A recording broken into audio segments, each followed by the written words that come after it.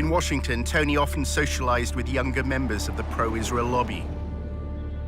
Here, the discussions are focused on influencing elites. Recent graduates appear to no longer care about debates they had at university. We try and go through student government and pass bills. I mean, you know, looking back on it now, it's all it's total crap. BDS in general, obviously. But also, it's just, I don't know, it doesn't do anything. I mean, fighting back against it has no practical effect. What has a practical effect is getting Congress to give Israel military aid.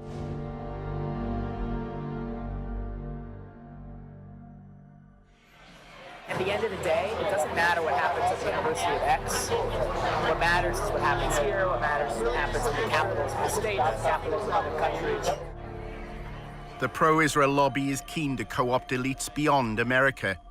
At a party organized by AIPAC, Tony met an intern at a public relations firm whose clients include the United Arab Emirates. The lobby apparently has allies in the Arab world. The American Jewish Committee is running a study tour to, it's either Dubai or Abu Dhabi, and they're talking about mutual cooperation.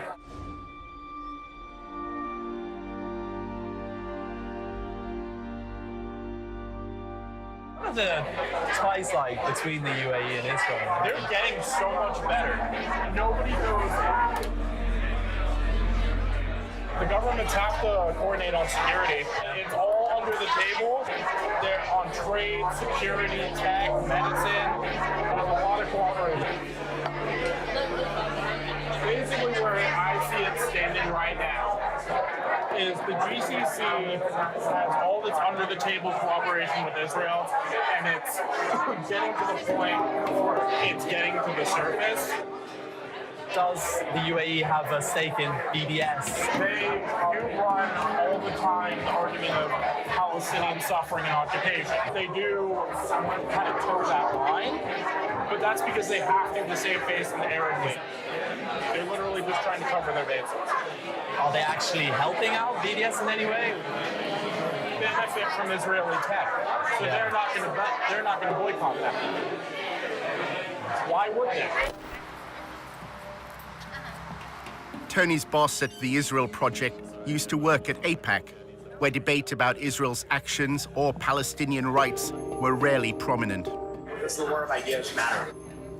I don't know. I know that getting $38 billion in security aid to Israel matters, which is what AIPAC just did. That's what I'm proud to have been a part of for so long.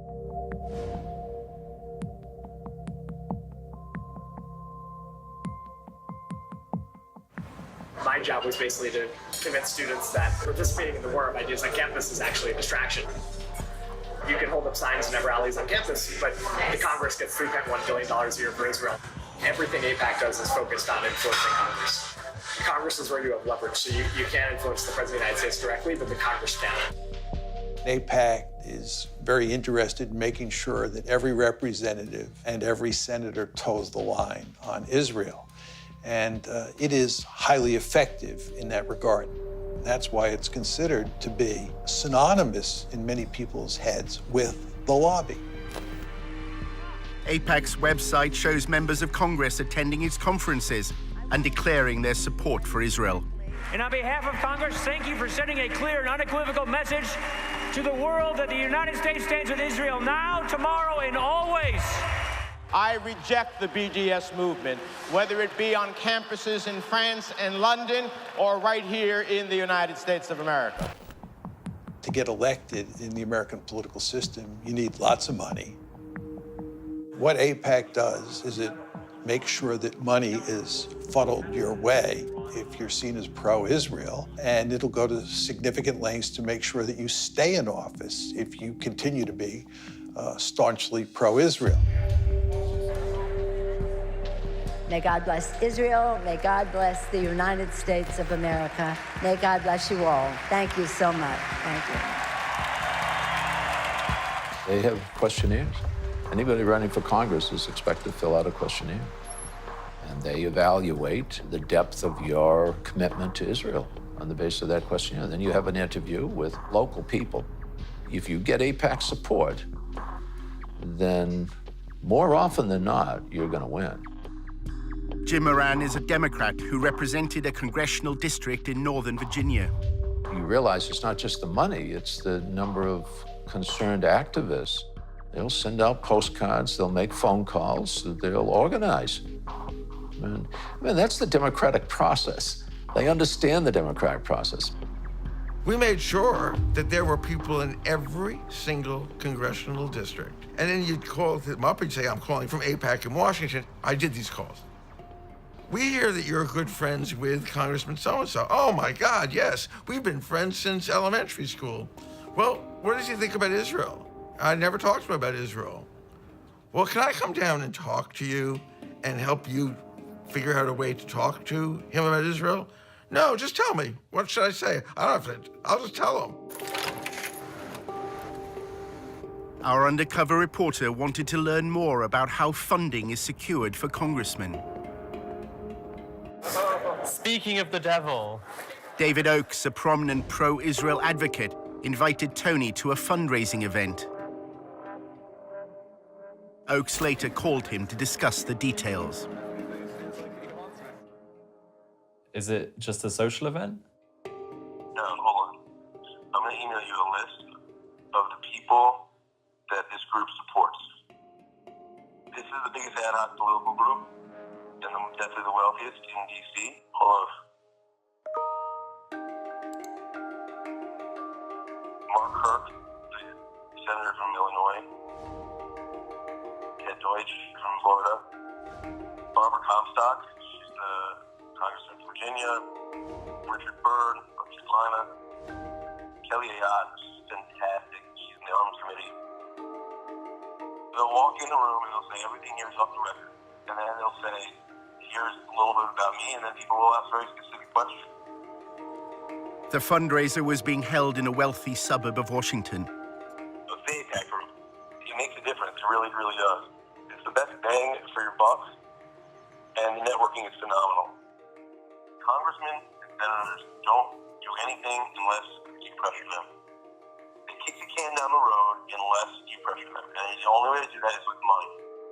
Right now, our current contribution limit from any person to a candidate is $2,700. Now, that's a lot of money, you know, and that can certainly buy us some gratitude with the lawmaker. But if you really want to add punch to that type of buying of favors, what you do is you get 50 or 100 people together at an event like this, all chipping in $2,700, and then you bundle it all together and hand over the total amount to the lawmaker. At that point, we're talking anywhere up to $250,000. So suddenly you've got a group of people with the same demand they want from the lawmaker handing over $250,000. That buys a lawmaker. The fundraiser was for Anthony Brown, who ran for Congress in November 2016. This is direct spending. Brown's going to use that 30 grand to do ad campaigns. So they strategically pick the ones who are in the close reaches that they want to build relationships with. So we want the Jewish community to go face to face in a small environment, 50, 30, 40 people, and say, this is what's important to us. We wanted to make sure if we give you money that you're going to enforce the Iran deal. That way, when they need something from him or her, like the Iran deal, they can quickly mobilize and say, look, we'll give you 30 grand. They actually impact it. He's actually saying we're buying these office holders. And that's the point. We're chipping in all this money so we can hand over $100,000 or $200,000 to the office holders so we can buy them. You're not supposed to advertise. There's all these advertising laws. I was surprised they had an invite. I've never seen an actual invite before. Oakes described a similar event he attended in New York, which included donors from Wall Street. In New York, with Jeff Talbot, we don't ask a goddamn thing about Palestinians. You know why? Because it's a tiny issue, that's why. It's a small, insignificant issue. The big issue is Iran. We want everything focused on Iran.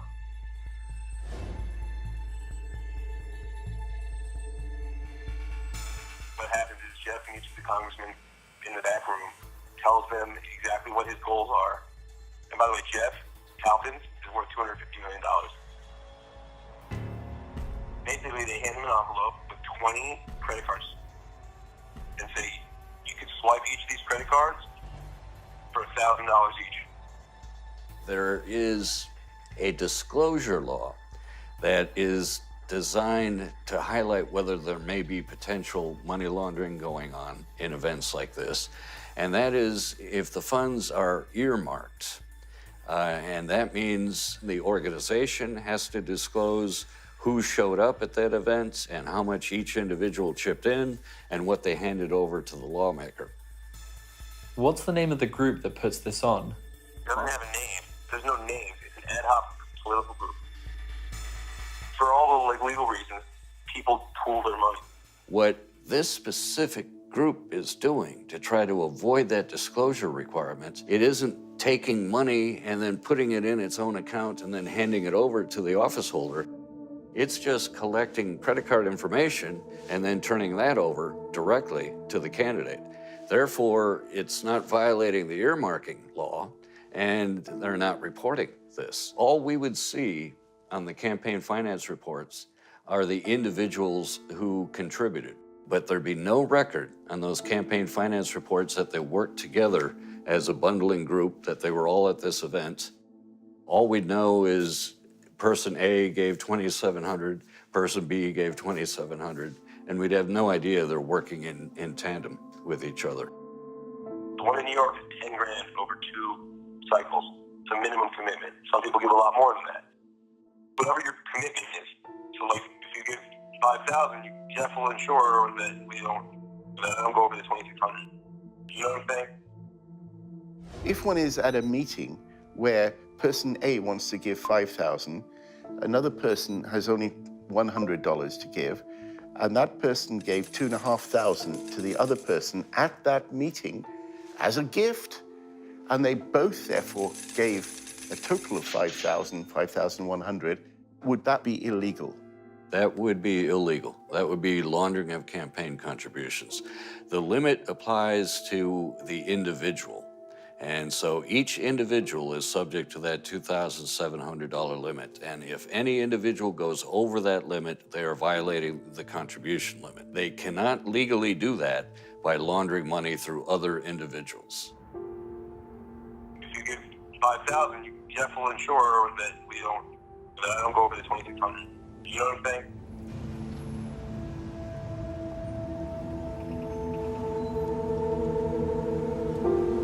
During a cab journey across Washington, Tony's boss at the Israel Project, Eric, spoke about his former job as a fundraiser for Jeb Bush. I was one of the first employees of the Bush campaign. The first time Trump came up in a conversation was we were going to solicit him for Jeb.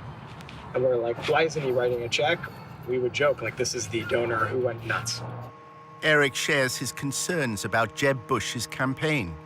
I hope the Justice Department doesn't make an example out of Bush, because we were operating in a real gray zone.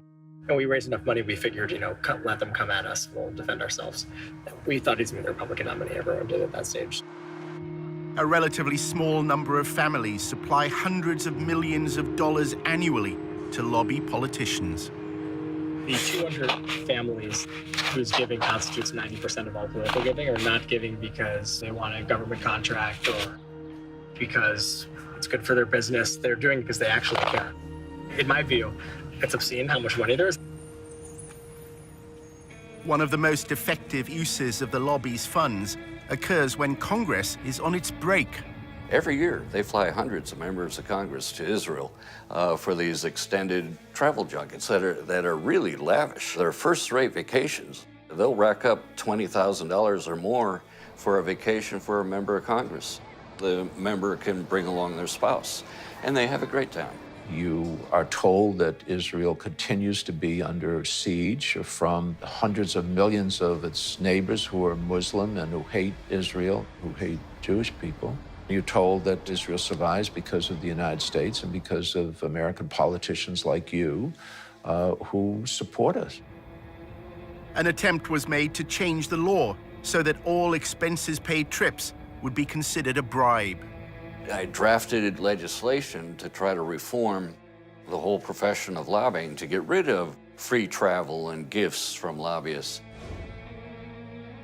the Honest Leadership and Open Government Act of 2007 significantly enhance the travel restrictions that if you're an organization that employs a lobbyist, you can only provide a one-day trip for a member of Congress. Then AIPAC exerted its influence. There was a major loophole written into the travel restriction that was essentially engineered by AIPAC, and this loophole is widely known as the AIPAC loophole. The clause excluded educational trips organized by a charity that didn't hire lobbyists. AIPAC happened to be affiliated to such a charity. It doesn't have an office, it doesn't have any employees, it's just a tax form that they filed. Gifts of dinner, gifts of wonderful resorts to stay at, gifts of entertainment, all of which is packed up into one of these trips, is a very, very effective tool at influence peddling. Most of our donors were like nudniks, you know, like schleppers. The quality is starting to improve. We're attracting more impressive people. Until recently, you know, the people we're attracting, you know, is the guy who's wealthy, gives away $25,000 a year, $10,000 is to us, and this is his hobby and full-time job, and he won't shut the up or stop calling. We're finally starting to expand into the class of donors that AIPAC has, which is like the more elite, easier to work with, smart, strategic, you know, writing big checks kind of money. It takes just as much time to get a $10,000 check from someone as it does getting $500,000. The money raised by AIPAC doesn't just fund congressmen who support their goals. If you wander off the reservation and you become critical of Israel, you not only will not get money, AIPAC will go to great lengths to find somebody to run against you and support that person very generously. And the end result is you're likely to lose your seat in Congress. They threaten. They immediately threaten. Even if they know that AIPAC can't defeat them, AIPAC can make their lives more difficult. They can make sure that their next town meeting or something, some members of the Jewish congregation jump up and say, "But you're anti-Israel." In 2002, AIPAC was lobbying Moran to vote for the invasion of Iraq. The executive director of AIPAC said that his most important accomplishment was securing the authorization for the use of U.S. military force in Iraq. AIPAC was pushing it very hard. Why does AIPAC benefit from the United States going to war? The United States getting involved in wars in the Middle East is ultimately in Israel's interests, because we have a stake in the region. Congressman Moran refused to vote for the invasion, as AIPAC requested. Speaker, there are compelling, fundamental reasons why this body should oppose this resolution. Then at a public meeting, he was asked a question. A Jewish woman actually stood up in a town hall. She said, why aren't more Jews involved in the marches against the war? I said, if the leaders of the Jewish community were opposed to the war, I think that would make a difference. The lobby reacted, claiming this was evidence of Moran's belief in a Jewish conspiracy that was leading America to war. There was a conservative rabbi in my district who was assigned to me, I assume, by AIPAC. And he had warned me that if I voiced my views about the Israeli lobby, that my career would be over, and implied that it would be done through the Post. And sure enough, the Washington Post editorialized brutally. Everybody ganged up.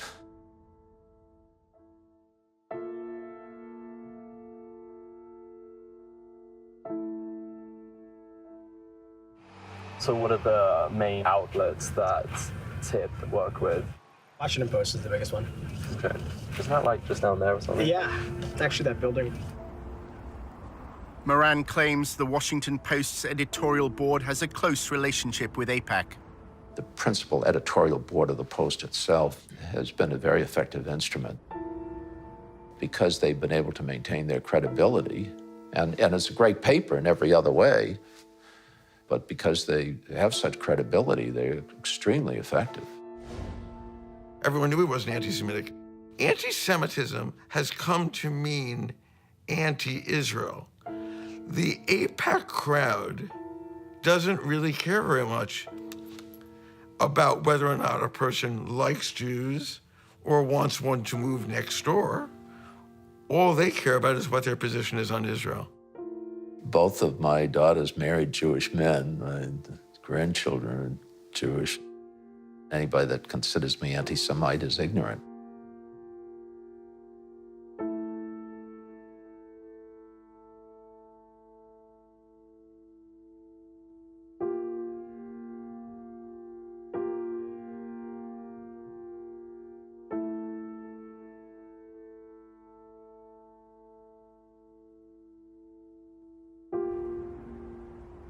In part two, a battle over the definition of anti-Semitism on America's campuses.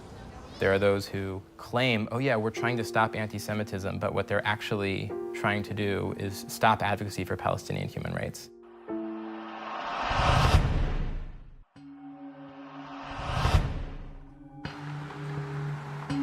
In part one, our undercover reporter discovered that many young people in the pro-Israel lobby have given up debating the BDS movement on campus. We try and go through student government and pass bills. I mean, you know, looking back on it now, it's all it's total crap. Fighting back against it has no practical effect. What has a practical effect is getting Congress to give Israel military aid. Tony was attending a party run by an advocacy group that he'd joined. A journalist then approached him with an extraordinary proposition. He wanted Tony to work undercover for the lobby at a meeting of BDS activists. For the Allgemeiner, so we're trying to recruit someone to go undercover just to go there and just see what's going on. And I think the person would get paid for it too.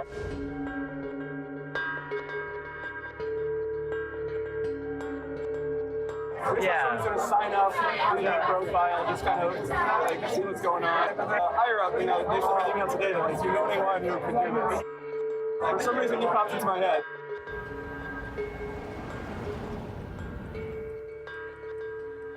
A few days later, a journalist from the Allgemeiner contacted Tony. It would be undercover and has to be kept pretty quiet. We would like to have some recording device on your person. Any level of potential danger or, you know, difficulty, violence or verbal assault, none of that concerns you or puts you off? No, because I think I'm pretty good at just being kind of zen in the face of verbal assaults. The Allgemeiner claims to be the fastest growing Jewish newspaper in America. It pays particular attention to events on college campuses. We're working on a project now about ranking U.S. universities and colleges in terms of their anti-Semitic and anti-Israel activity. We have a campus bureau that monitors this sort of behavior and these incidents and these campaigns all day long, all week long.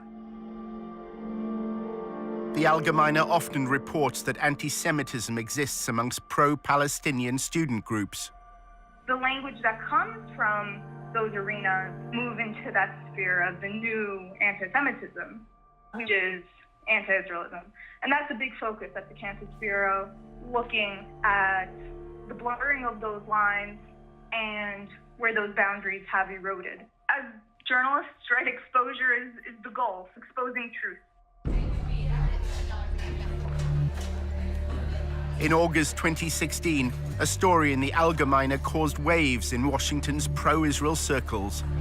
The thing that I'm working on, you might have seen the news recently about a cesspool of anti-Semitism at the University of Tennessee.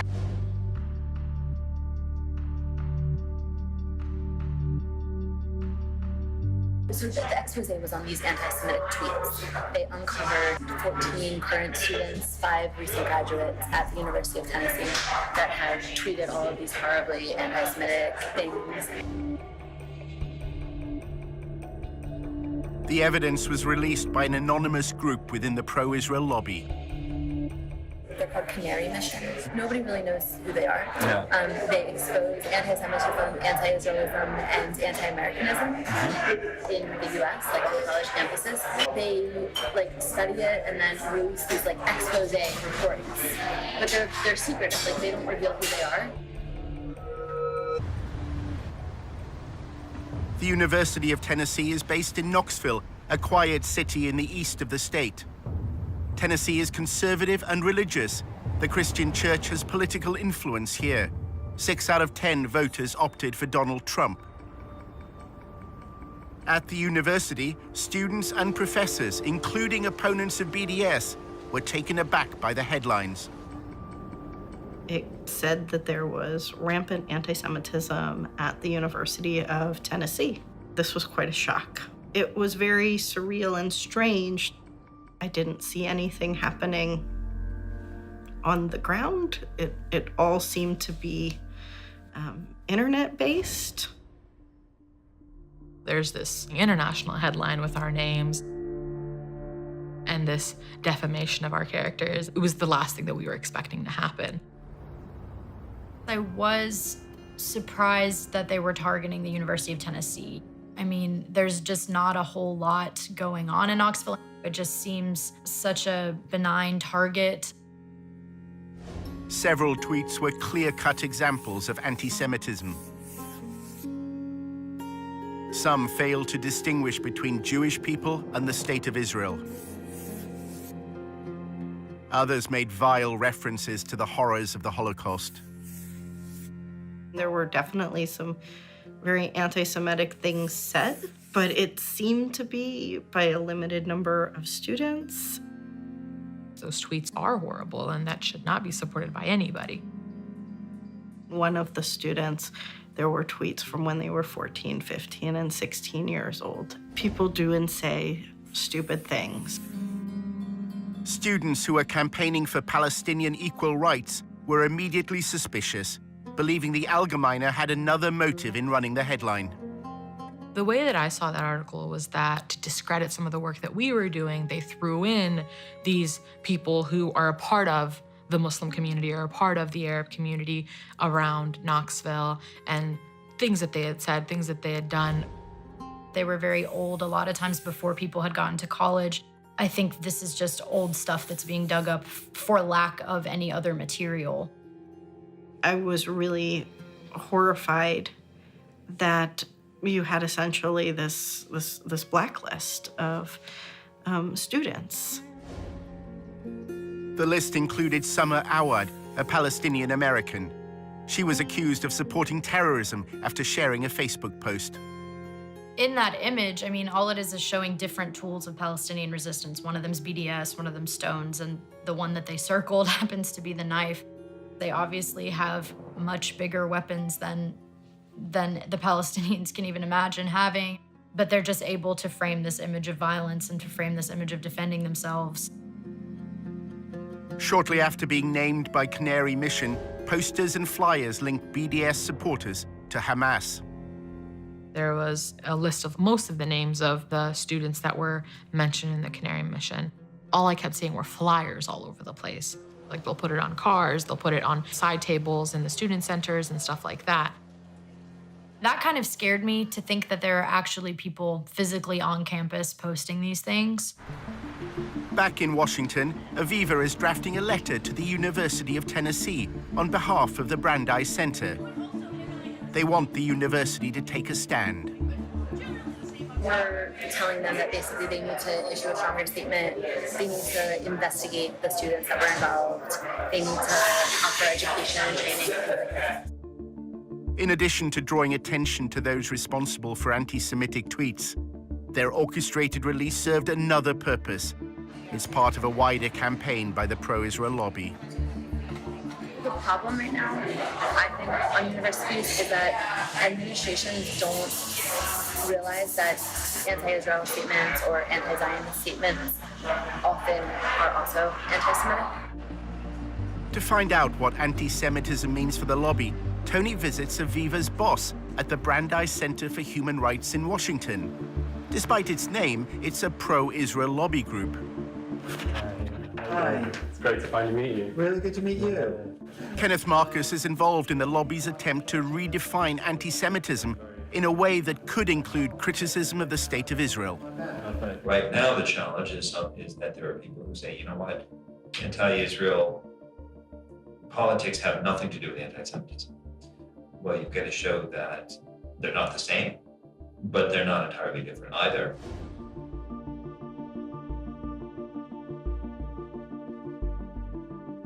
The goal is to have the federal government to establish a definition of anti-Semitism that is parallel to the State Department definition.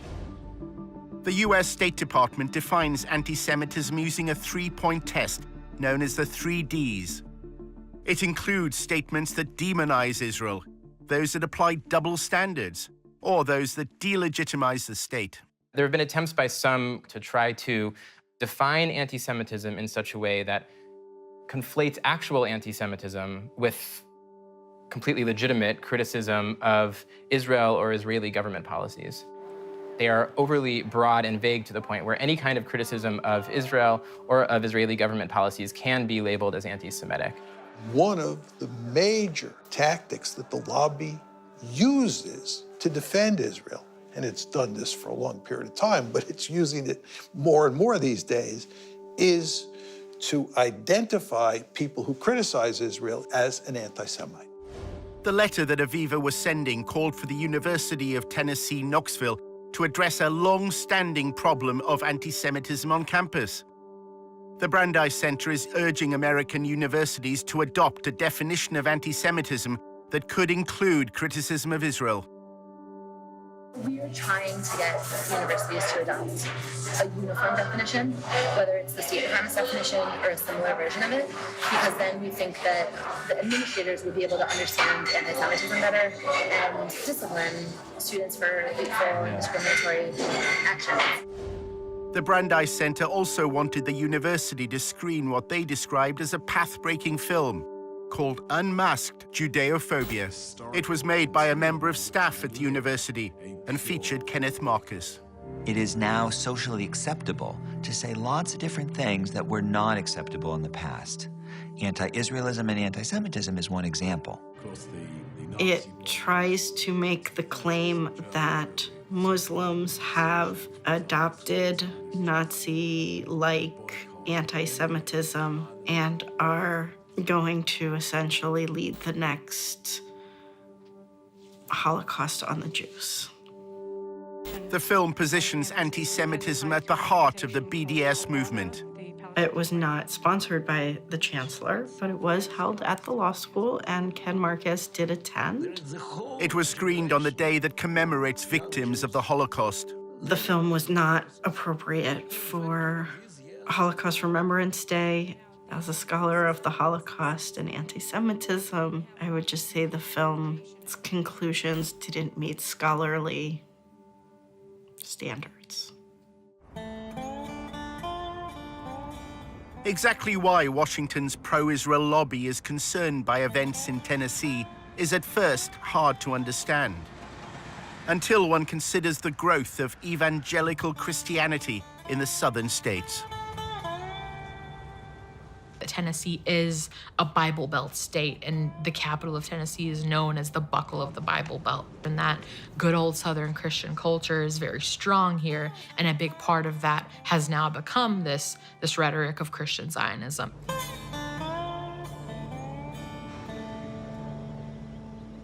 Satan hates Israel and the Jews because Israel's restoration initiated the last days of Bible prophecy. Christian Zionists believe that for the end of times to come, for Christ to return, it's necessary for Israel to control all of what was historically considered to be Israeli territory. Based on prophecy, Jesus Christ could never have returned for the church to resurrect the dead in Christ until Jerusalem was first in the hands of Israel and the capital of Israel. Christian Zionists and Christian organizations that lobby on behalf of the Israeli government, a lot of them have a theology which I think is in many ways anti-Semitic. The Jews have to leave the West. It says in your Bible, God will bring them back to Israel from the West. It instrumentalizes Jews in such a way that their goal is that all Jews around the world will leave where they live and move to Israel, because in their theology, that is what will lead to the coming of the Messiah again, and then all of the Jews will convert or will all be killed. Leaders of the Christian Zionist lobby threw their weight behind the Trump election campaign. I have been asked 101 times plus, why do you think Donald Trump won? And I have an immediate answer: because he was the only one that was blessing Israel. The evangelicals flooded the voting booths this time like at no time in our history.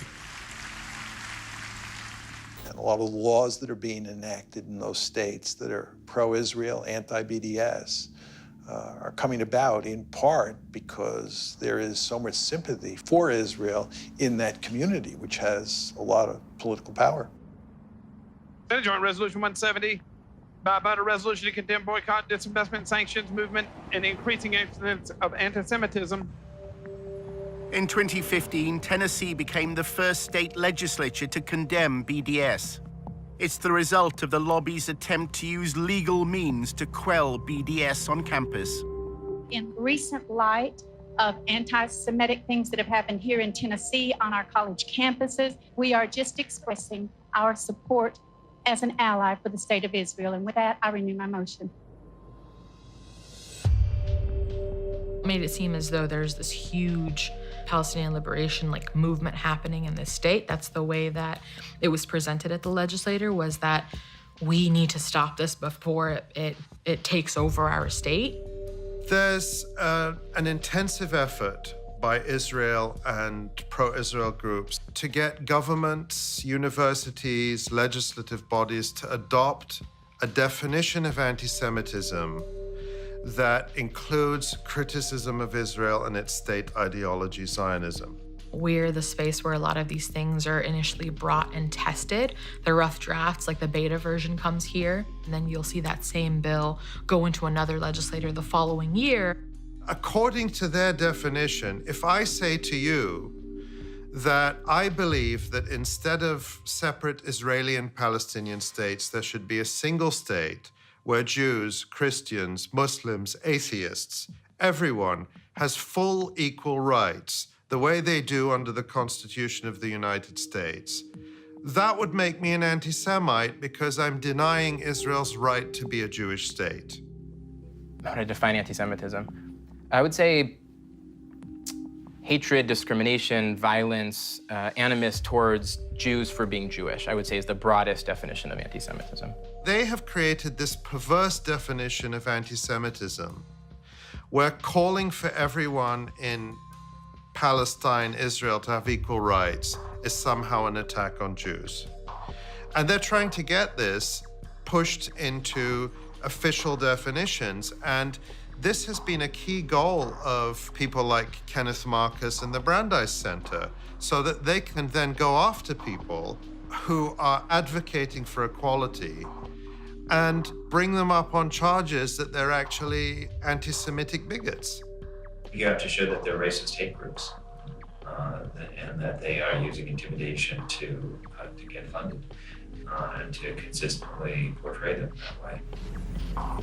6 months after the Allgemeine ran its report, an anti-Semitism awareness bill was brought before Tennessee's State Assembly. The bill incorporates the 3Ds definition, which can include criticism of Israel. Kenneth Marcus gave evidence. When I had read a newspaper article in a major national Jewish newspaper indicating some issues, we independently verified several different issues going on with blogging, I think it was Facebook entries, Nazi-type references to Jews, and the need to kill Jews. They may have dealt with that, but it seems to me it's an indication that the problem is here. In order to create enough sort of political momentum and hysteria to get these bills through, you need to show that anti-Semitism is rife on campuses. You see groups like the Brandeis Center jumping on headlines which are very dramatic and very scary. Incidents like the one that they claimed happened at the University of Tennessee are certainly helpful in a political sense if you're trying to push legislation like that through. A right to exist. Aviva Vogelstein also traveled to Tennessee. If a student on a campus says, from the river to the sea, Palestine will be free, meaning that from the Jordan River to the Mediterranean Sea, there will be no state of Israel. That would be considered anti-Semitic. Another example would be when students on campus chant things like Intifada, Intifada, we support the Intifada. That's calling for, an Intifada is calling for violence against innocent Israeli civilians. And that is an incitement to violence. And it's calling for demonization and delegitimization of Israel. 7 months earlier, when Aviva was writing the letter to the University of Tennessee, she was talking to a leader of the Jewish community in Knoxville. It seems that she told Aviva that the University of Tennessee doesn't have a long-standing problem of anti-Semitism. She's like, I've been on campus for 10 years and there have been no actual incidents of anti-Semitism. These tweets are obviously disgusting and need to be addressed. It's very misleading that they're calling this a cesspool of anti-Semitism. Jewish students at the University of Tennessee repeated this sentiment before the state legislature. When people say things like we're experiencing anti-Semitism, it hits us pretty hard. When we were told that this was being said about our university and the climate at our university, we were really confused because we had never heard about any form of anti-Semitism that was happening on our campus. So this was kind of, the first thing to come to us. So if we're the students who are supposed to have been affected by this so-called climate, you would think we would kind of know about it before. There's no evidence that there's sort of an atmosphere of intimidation against Jewish students. Once you look behind the headlines at Tennessee, that's what everybody said. I think it's important to highlight that any allegations that this bill is based off of, those allegations are purely external allegations, meaning they're coming from all over the country except for Tennessee. Everybody agreed on that. The only people who didn't agree were the people coming from outside the university, Kenneth Marcus and others, who have the agenda to present the University of Tennessee and other campuses as dangerous places for Jewish students. One of the consequences of the allegations of anti-Semitism has been to temper activism for Palestinian equal rights. You can look at this campus in the last 8 months and see that there has been little to no activism on that forefront. I would say last year this time, we had a new sort of adrenaline underneath us, and then this kind of completely killed our fire. And it was hard to gain that momentum once again. Remember that there's 2 steps in the lobby's game plan. The first is to put out a story that's very favorable to Israel. But the second step is to do everything possible to minimize the amount of debate there is about Israel and silence the other side as much as possible.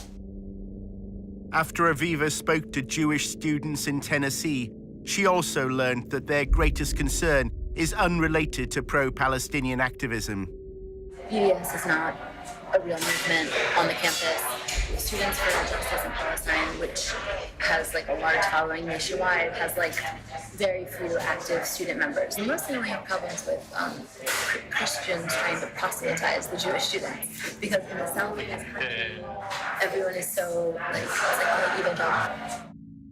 I find it incredibly troubling that at a time when we see a rise in real broad daylight anti-Semitism in the United States, there are those who claim, oh yeah, we're trying to stop anti-Semitism, but what they're actually trying to do is stop advocacy for Palestinian human rights. A short time later, the Allgemeiner contacted Tony once more to discuss his proposed mission to work undercover at a BDS event. The editor explained what they wanted.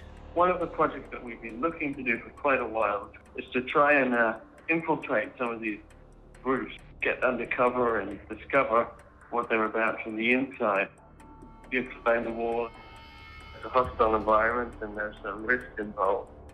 The goal would really be to uncover any evidence of not just bias, but real bigotry. The correlation between the BDS movement and hatred of Jews. Tony is given a list of persons of interest. They're all on the Canary Mission website. Go to canarymission.org. Have you heard of Canary Mission? A little bit. Could you tell me about it? People who hate it, the people who are being targeted by it, call it a blacklist. You have names here that show up on this database. Students and professors, faculty, speakers, organizations that have ties to terrorism, outright ties to terrorism, or terrorists who have called for the destruction of the Jewish state. Despite running Canary Mission's Tennessee expose, the Allgemeine staff say Canary's identity is still a mystery. It's an anonymous site. Nobody has any idea who's actually running this thing, and people have tried and looked into it. If you're on board in terms of concept, then I guess the next thing we just need to figure out is the money. Can we wait for a follow-up email from you? Does that make sense? Yeah, sure. I should get that to you within the next 24 hours.